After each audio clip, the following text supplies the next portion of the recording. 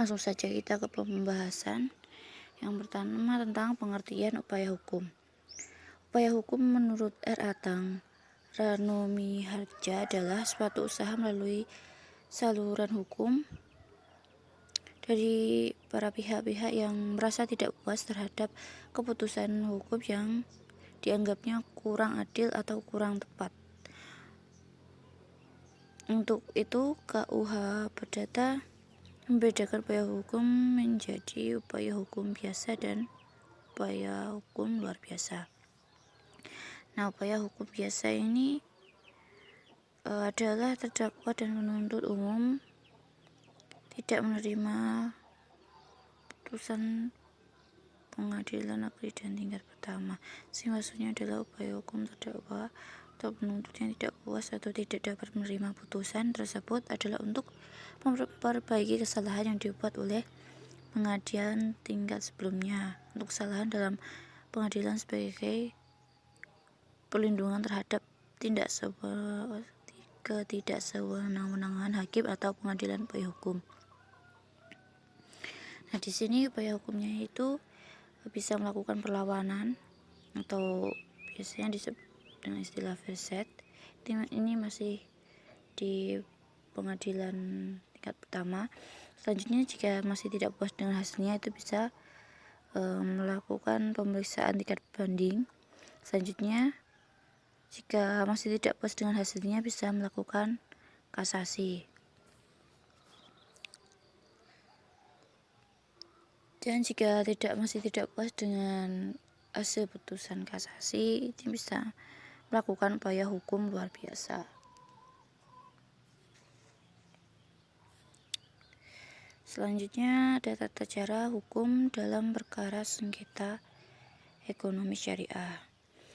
Nah, di sini dalam Perma nomor 14 tahun 2016 menjelaskan tentang bagaimana cara untuk beracara dalam kasus ekonomi syariah di pengadilan agama. Nah, di sini ada dua macam acara dalam penyelesaian sengketa ekonomi syariah di pengadilan agama, yakni dengan acara sederhana dan acara biasa.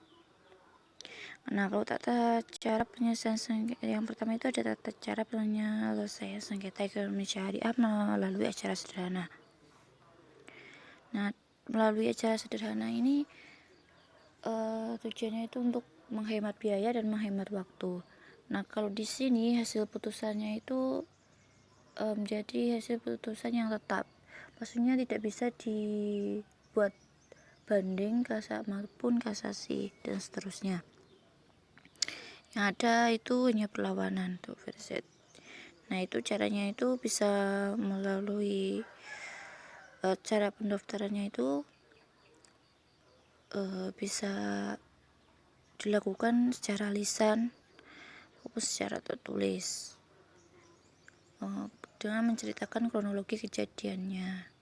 Setelah itu tentu saja mengisi formulir yang sudah disediakan di sana sesuai dengan kasus sengketa yang dimiliki. Adapun juga cara yang lain itu bisa menggunakan lewat elektronik, itu juga bisa.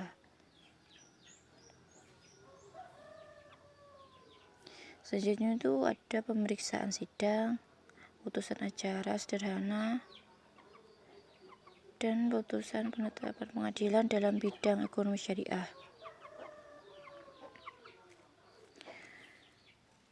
Selanjutnya tata cara penyelesaian sengketa ekonomi syariah melalui acara biasa. Nah, kalau yang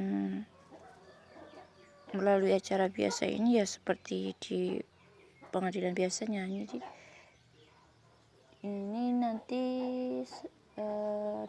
dilakukan di pengadilan tingkat pertama.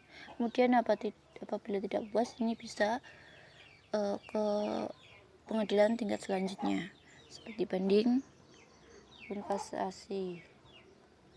Oke, sekian dari saya. Selanjutnya untuk poin yang selanjutnya akan disampaikan oleh teman saya. Sekian dari saya. Wassalamualaikum warahmatullahi wabarakatuh.